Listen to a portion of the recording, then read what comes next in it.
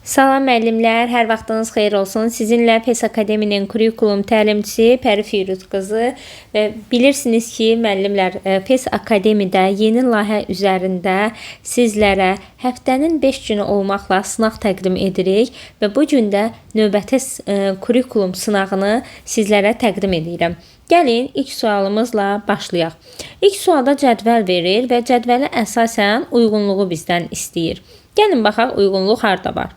Nəticələri görə bilmək və planlama, çertyojdan istifadə etmək, qeyri-verbal düşünmə doğrudur, amma qarşı tərəf bunun yanlış olduğunu deyir. Əslində burada doğru yazılmalıydı. Birinci sualda bizim uyğunluğumuz pozulubdur. Baxaq 2-yə. Ətrafdakıların bir-birinə təsirini anlamaq, vaxtın düzgün bölüşdürülməsi, yaradıcı düşüncəni formalaşdırmağa kömək edir. Analoji düşünmədirmi? Xeyr, analoji düşünmə deyil. Bəs bu hansıdır? Sistemli düşünmə olacaqdır. Və qarşı tərəf bunun yanlış olduğunu deyir. 2 dənə minusumuz varsa, deməli ki, biz bunu uyğun kimi götürə bilərik. 3-ə baxaq. 2 və daha artıq hadisə, anlayış, sistem və s. arasında olan oxşarlığı müəyyən etmək. Oxşarlıq varsa, bəli, biz buna analoji düşünmə deyə bilərik və qarşı tərəf də bunun doğru olduğunu deyir. Bunu da uyğun kimi götürə bilərik variantlarda. 4-ə baxaq. Bütün 2 və 4 variantlı şəkilçilər milli şəkilçilərdir. İsmin hal şəkilçiləri 2 və 4 variantlıdır. Deməli, ismin hal şəkilçiləri milli şəkilçilərdir. Bu, düşünmə formalarından deduktiv düşünmə hesab edilir. Doğrudur. Amma qarşı tərəf yenə də bunun yanlış olduğunu deyir. Əslində, burada da doğru qeyd olunmalıydı. Burada da uyğunluq pozulubdur. Uyğunluğu biz hansı variantda görürük? 2-də, 3-də. İndi cavablara baxaq. 2 və 3-ün qeyd olunduğu variant B variantıdır. Birinci sualda cavab olacaq B variantı. İkinci sualımıza baxaq. İkinci sual. Yenə də cədvəl və cədvələ əsasən uyğunluğu istəyir. Burada da yeni əlavə olunan çərçivə sənədinə abstrakt təfəkkürlə bağlı olan sınaqdır, sualdır. Müxtəlif dövrlərdə baş vermiş üsyanların ortaq cəhəti nə ola bilər? Abstrakt təfəkkür, doğrudur. Qarşı tərəfdə bunu abstrakt təfəkkür olaraq qeyd edir. Azadlıq anlayışını bir obrazla ifadə et və səbəbini izah et. Abstraktdırmı? Bəli, abstrakt təfəkkürə əsaslanır. İnqilab anlayışını bir hadisə kimi, yox, proses kimi izah et. Bu abstraktdırmı? Xeyr, müəllimlər, bu analitik təfəkkür ola bilər. Yəni, burada yanlış verilibdir. Müxtəlif ekosistemlər təqdim olunur və şagirdlərdən soruşulur. Bütün ekosistemlər üçün keçərli olan ümumi prinsip nədir? Və qarşı tərəfdə bunun analitik təfəkkür olduğunu deyir. Analitik yox, müəllimlər, burada da abstrakt təfəkkürün verilməsi doğru olardı. Və burada da uyğunluq pozulubdur. Uyğun olanlar 1 və 2. İndi cavablarımıza baxaq. 1 və 2-ni biz A variantında görürük. Sualımızın cavabı olacaq A variantı. Baxaq 3-cü suala. 3-cü suala başlamamışdan əvvəl müəllimlər istərdim ki, sizlərə xatırlatma edeyim. Bu video ödənişsiz şəkildə paylaşılır. Ətrafınızda olan həmkarlarınızla MİQə, sertifikasiyaya hazırlaşan müəllimlərə dəstək məqsədi ilə videonu həmin şəxslərə yollaya bilərsiniz. Həmkarlarınıza faydalı olacaqdır. Eyni zamanda da kanala abunə olmağı unutmursunuz. Baxaq 3-cü sualımıza. Analitik təfəkkür haqqında verilənlərdən biri doğru deyil. 2 və daha çox obyektin, anlayışın və ya yanaşmanın oxşar fərqli cəhətlərini sistemli şəkildə araşdırmaq. Analitik təfəkkürlə bağlı yanlış istəyir. Bu analitik təfəkkürə aiddir. Çünki biz analitik təfəkkürdə daha çox hissələrə bölürdük, hissələrə parçalayırdıq, müqayisə edirdik. Bunların hər birini anlayışdır, obyektdir. Yəni bunların oxşar fərqli cəhətlərini sistemli şəkildə araşdırmaq analitik təfəkkürə aiddir. B variantı. Mürəkkəb bir problemi, mətni, hadisəni və ya anlayışı daha kiçik mənalandırıla bilən hissələrə bölmək bacarığı. Yenə də mətni hissələrə bölürüksə, bu analitik təfəkkürlə bağlıdır. Şagirdin analitik təfəkkürünü inkişaf etdirmək üçün vacib olan məsələ onlara təkcə düz cavabı deyil, cavaba gələn yolları düşünməyi öyrətməkdir. Doğrudur, analitik təfəkkür də məhz bizdə konkret olaraq düz cavabı deyil. Cavaba gəldiyimiz yollar, yəni hansı hissələrdən, hansı mərhələlərdən keçmişik, bunu bizdən istəyir. Ayrı-ayrı fakt və ya nümunədən çıxış edərək ortaq cəhəti, qanuna uyğunluğu və ya ümumi prinsipi müəyyənləşdirmə bacarığı. Bu, analitik təfəkkürə əsaslanmır müəllimlər. Nəyə görə? Çünki bizdən burada ümumi prinsipi istəyir, ümumiləşdirmə bacarığı var. Və ümumiləşdirmə bacarığını biz harda öyrənmişdik? Abstrakt təfəkkürdə. Deməli ki, verilən D variantı abstrakt təfəkkürə aiddir. Analitik təfəkkür ola bilməz. Y variantı eyni hadisə və ya problemi bir deyil, bir neçə mümkün izahının ola biləcəyini qəbul etmək, onları araşdırmaq bacarığıdır. Bəli, bu da yəni daha alternativlərin axtarılması analitik təfəkkürə aiddir. D variantı oldu abstrakt təfəkkür. Yanlışdır bu. Baxaq 4-ə. Abstrakt təfəkkür haqqında verilənlərdən hansı yanlışdır? Biraz öncə analitik təfəkkürlə bağlı gördük. Artıq 4-cü sualda abstrakt təfəkkürlə bağlıdır. A variantı. Şagirdin öyrəndiyi anlayışı, mahiyyətin arxasında əsas ideyanı dərk etməsinə yönələn tapşırıqdır. Bəli, bu abstrakt təfəkkürə əsaslanan və doğru cavabdır.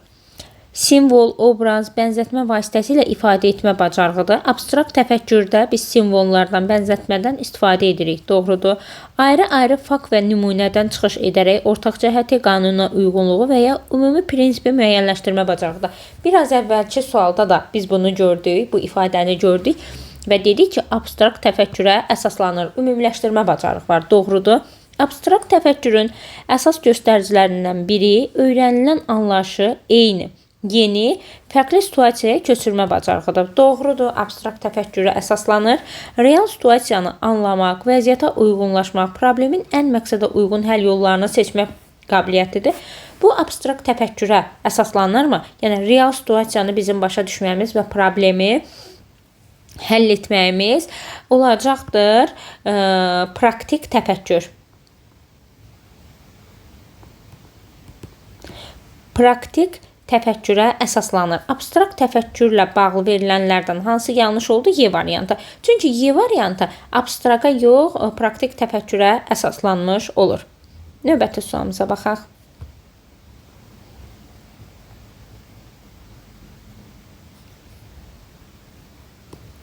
Beşinci sualda cədvələ əsasən uyğunluğu müəyyənləşdirin. Nuray anasının kitab oxuduğunu görür və öz nağıl kitabını götürüb oxumağa başlayır. Qarşı tərəfdə bizə verir müşahidə əsaslı öyrənmə. Burada deyə bilərikmi, şagird müşahidə əsaslı öyrənmədən istifadə edir? Nuray anasının kitab oxuduğunu görür və uşaq özü də gedib kitab oxuyursa, yəni görür, təkrar edir. Müşahidə edir anasının, özü də kitab oxumağa başlayırsa, bəli, bu müşahidə əsaslı öyrənməyə aiddir. Duyğularını açıq şəkildə ifadə etməyə, insanlar arasında olmağı sevir. İntrovert verir qarşı tərəfdə. İntrovertlər axı təkliyə daha çox üstünlük verirlər. Yəni insanlar arasında olmağı sevir. Duyğularını açıq şəkildə ifadə edən introvert yox, ekstrovert ola bilərdi.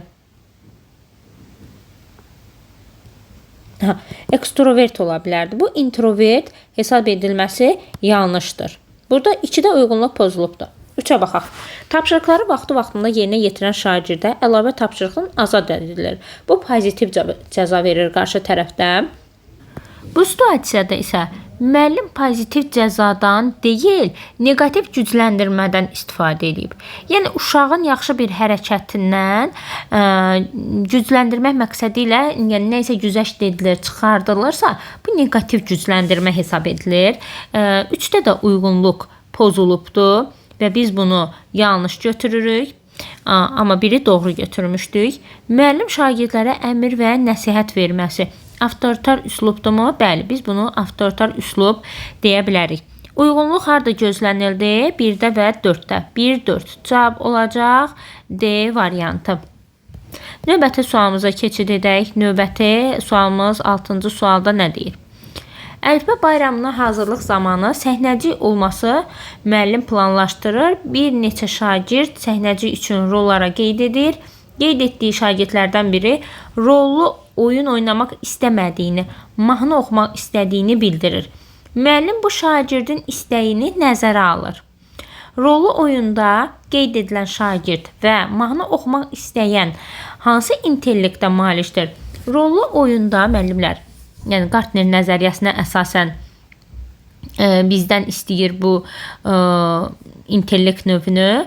Gartner nəzəriyyəsinə görə şagird əgər rollu oyundan istifadə edəcəksə, bədən kinestetik intellektə malikdir. Mahnı oxumağı sevən şagird isə musiqi ritmik intellektə malikdir. Biz bunu harda görürük? C variantında. Sualın cavabı olacaqdır C variantı. Növbəti suala baxaq. Hansı fəaliyyət scaffoldingdir? İlk olaraq scaffoldingi müəllimlər Levi Godskinin sosial inkişaf nəzəriyyəsində biz öyrənmişik. Scaffolding müvəqqəti dəstək deməkdir. Şagirdə özündən daha təcrübəli birinin dəstək göstərməsidir və scaffolding müvəqqəti dəstəyin göstərir. Şagird bir şeyi bacarandan sonra artıq scaffolding tədricən öz dəstəyini azaldır. Çünki artıq şagird özü bacarır bunu. Müvəqqəti körpü deyə bilərik bu scaffoldingə. Baxaq variantlara. Şagirdlərin sözün mənasını anlamaları üçün prosesi əyaniləşdirilməsi. Biz deyə bilərikmi burada scaffoldingdən istifadə edilib? Bəli, burada scaffolding vardır. Təlim məqsədləri şagirdə dərsin sonunda izah edilməsi. Yanlışdır. Dərsin sonunda yox, dərsin əvvəlində scaffolding belə deyim, təlim məqsədi şagirdlərə bildirilməlidir. Şagirdə çətin olan məsələ həllini ona əvəzinə yazılmalı idi burada. Yanlış qeyd olunubdur. Əvəzinə edərək təqdim edilməsi. Yəni şagirdə çətin gəlirsə tapşırıq, müəllim olaraq mən uşağın yerinə məsələni həll edirəm. Deyə bilərəmmi mən burada scaffoldingam? Xeyr, scaffolding uşağa istiqamət verə bilər də, amma uşağın yerinə məsələni həll etməsi yanlışdır. Müəllim şagirdlərin tapşırıqlarını sərbəst etməsi üçün qiymətləndirmə meyarlarını sonda verməsi. Qiymətləndirmə meyarları da şagirdlərə əvvəldə verməlidir. Bu da yanlışdır. Çətin məsələləri izah etmədən həll edilməsi burada da yanlışlığa yol verilib. Scaffoldingdən danışırıqsa müvəqqəti körpü rolunu oynayan A variantında gördük. 8-ə baxaq. Hansı fikir yanlışdır deyir. Əks əlaqə şifahi və ya yazılı şəkildə verilə bilər. Doğrudur. Əks əlaqəni biz yəni rəyi ya yazılı ya da şifahi şəkildə verə bilərik. Əks əlaqə qurarkən bir qabiliyyət üzərində cəmləşmək lazımdır. Xeyr, bu ifadə yanlışdır. Əks əlaqənin yaradılması yalnız müəllim şagird arasında deyil, şagird arasında da ola bilər. Bəli, şagirdlər bir-birinə rəy verə bilər. Hətta özünü qiymətləndirmə belə edə bilərlər. Əks əlaqə zamanı verilən rəy bacarıq və ya xüsusi biliklərə istinad etməlidir. Doğrudur.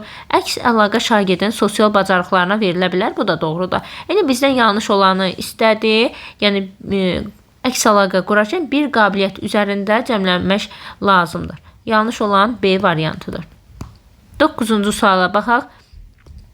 Diaqnostik qiymətləndirmə ilə bağlı hansı fikir yanlışdır? Diaqnostik qiymətləndirmə şagirdin ilkin biliyini ölçən qiymətləndirmədir və tədris ilinin əvvəlində, bölmənin əvvəlində aparılması daha məqsədə uyğundur və yaxud şagird sinifə yeni gəlibsə, diaqnostik qiymətləndirmə aparılması məqsədə uyğundur. Baxaq, nə deyir bizə sualımızda? Şagirdin yarım ilin sonunda təlim nəticələrinin yoxlanmasına şərait yaradır. Bizdən yanlış olanları istədiyinə görə yarım ilin sonunda bildirdim ki, diaqnostik qiymətləndirmə əvvəldə aparılır, sonda yox. Yanlış olanlardan biri elə birincini götürə bilərik. Təlimdə diferensiallaşmaya və şagirdin fərdi xüsusiyyətlərini müəyyənləşdirməyə yardım edir. Bəli, müəllimə şagirdin marağını, eyni zamanda şagirdin fərdi xüsusiyyətlərini müəyyənləşdirməyə kömək edir. 2 doğrudur və 2-ni biz götürə bilmərik deyə cavablardan çıxırıq. Bölmənin sonunda şagirdin nailiyyətini müəyyənləşdirməyə xidmət edir. Bölmənin sonunda aparılan summativ qiymətləndirmədir və bunu da yanlış olaraq götürürük. Çünki bizdən variantlarda yanlış istəyib də. Bölmənin əvvəlində aparıla bilər. Diaqnostik qiymətləndirmə. Şəraitə görə təlim məqsədləri və strategiyalarında çevik dəyişiklik etməyə köməklik edir. Doğrudur. Şagird özünü qiymətləndirmə bacarığının formalaşmasına şərait yaradır. Bu da yanlışdır. Yanlış olanlardan 1, 3, 5'i seçdik. 1, 3, 5 sualda yanlış olanlar. Diaqnostik qiymətləndirmə ilə bağlı yanlış olan fikirlərdir. Baxaq növbəti 10-cu sualımıza. Effektiv rəyi müəyyənləşdirin. Şagirdlərə rəy verərkən idraki bacarıqlara yönəldi, idraki fəaliyyətə yönələn rəy olmalıdır, gələcəyə yönəlik olmalı və keçmişə yönəlik olmalı deyil verilən rəy. Baxaq sualda nə deyir? Müzakirələrdə aktiv deyilsən. Səsləndirdiyin fikirlərin məntiqi əsası yoxdur. Aha, effektiv rəyi. Baxın, artıq müzakirədə aktiv deyilsən. Biz rəyi verərkən ilk olaraq müsbətlə başlamalıyıq. 1. A variantı yanlışdır. Riyazi biliyin yaxşıdır. Sinifdə ən yaxşı riyazi məsələləri həll edən də sənsən. Bəzi səhvlərin var, onu da gələcəkdə düzəldərsən. Amma müəllim burada demədi səhvin hardadır. Sadəcə olaraq dedi, bəzi səhvlərim var. Verilən rəy spesifik olmalıdır, dəqiq olmalıdır, aydın olmalıdır. Şagird bilməlidir ki, harda səhvi var. Bəzi səhvim var, amma bunu açıqlamıramsa, artıq bu effektiv hesab edilə bilməz. Əhsən, cavablarını akademik cəhətdən yaxşı əsaslandırırsan, lakin həyatda nümunə gətirməkdə çətinlik çəkirsən. Baxın, artıq burada şagirdin çətinlik çəkdiyi məqamı müəllim qeyd edir. Həyatdan nümunə gətirməkdə çətinlik çəkirsən. Çalış ki, oxuduğun informasiyanı həyatla əlaqələndirəsən. İstiqamətin də verir ki, bunu necə aradan qaldıra bilər. Onda yaxşı nəticə əldə edə bilərsən. Bunu effektiv hesab edə bilərik. Çünki müəllim şagirdin çatışmazlığını spesifik şəkildə bildirdi. Eyni zamanda o çatışmazlığı necə aradan qaldıra biləcəyinin yolunu da dedim. Effektiv hesab edilə bilər. D variantı. Sual-cavab prosesində bütün suallara düz cavab versən də, summativlərdə bunun əksini göstərirsən. Demək olar ki, cəmi 1-2 suala düzgün cavablandırmırsan. Yenə də effektiv rəy hesab edilə bilməz. Y variantı. Afərin, sənin gözəl yaddaşın var. Bütün hadisələri yadında yaxşı saxlayırsan. Kaş ki, digər uşaqlar da sənin kimi olaydı. Bu cür rəy verməsi də şagirdlər arasında rəqabət yaradan bir rəy ola bilər və bu da effektiv hesab edilmir. Yanlışdır. Effektiv olan C variantı oldu. Aha, bu qədər müəllimlər sualımız. Əgər sizlərə faydalı oldusa, rəy bölməsində fikirlərinizi yazmağı unutmursunuz təbii ki. Eyni zamanda kanala abunə olmağı, Instagram səhifəsinə də keçid edib abunə ola bilərsiniz. Pəri Firuz qızı səhifəsinə və orada da paylaşdığım mövzulardan məlumatlı ola bilərsiniz. Sağ olun, salamat qalın.